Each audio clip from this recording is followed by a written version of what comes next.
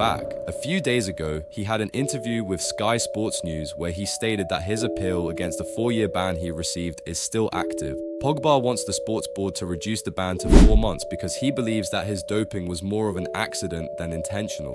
Yes, I've took the supplement and I didn't triple check, let's say it like that. I didn't triple check even if it came from a professional.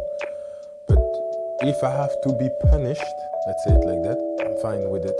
Okay, but you should never be for years.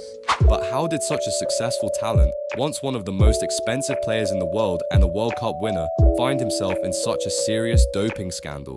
I'm over, I'm dead. Pogba doesn't exist anymore.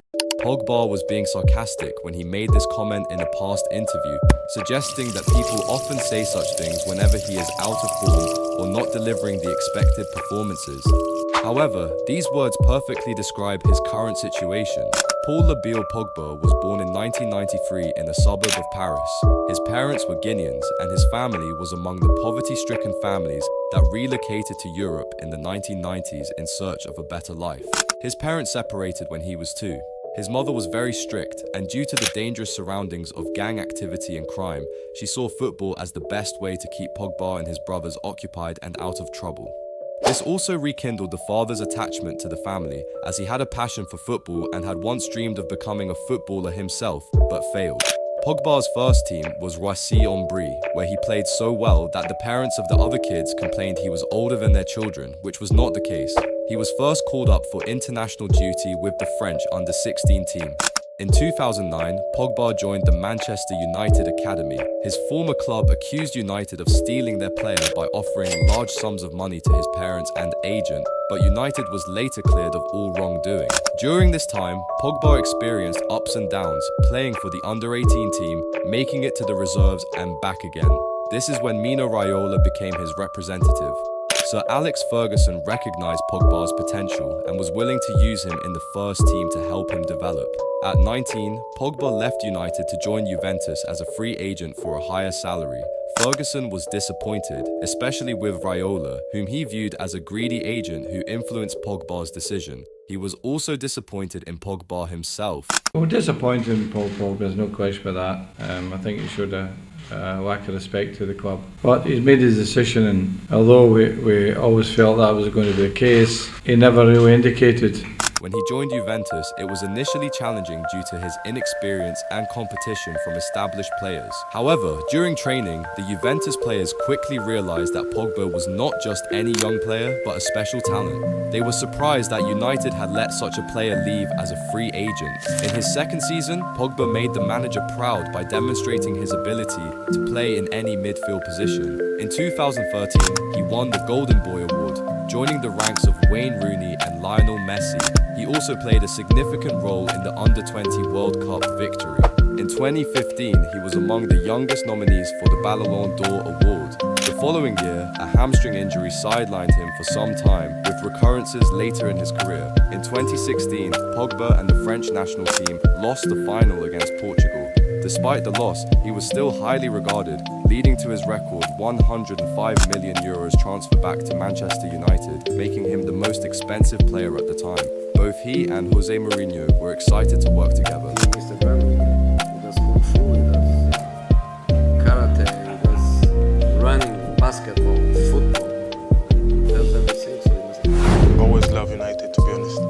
And this comeback just showed that I left United, but a part of my heart was still here, to be honest. And even when Pogba struggled in his first season, Mourinho defended him.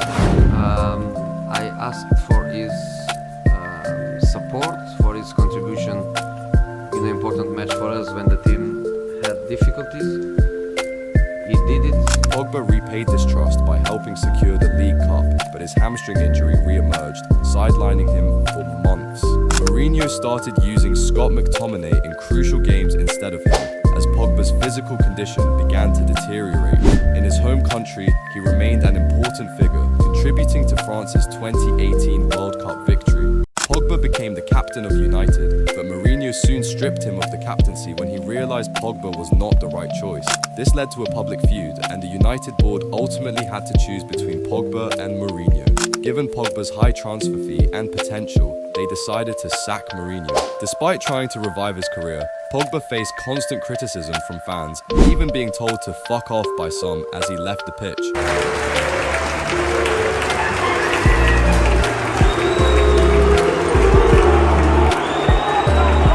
In 2022, while traveling to meet friends and family in Paris, Pogba was allegedly set up by his brother Matthias, who arranged a meeting that turned out to involve armed men demanding 13 million euros from him. Pogba complied, but his bank refused the transaction and he was released unharmed.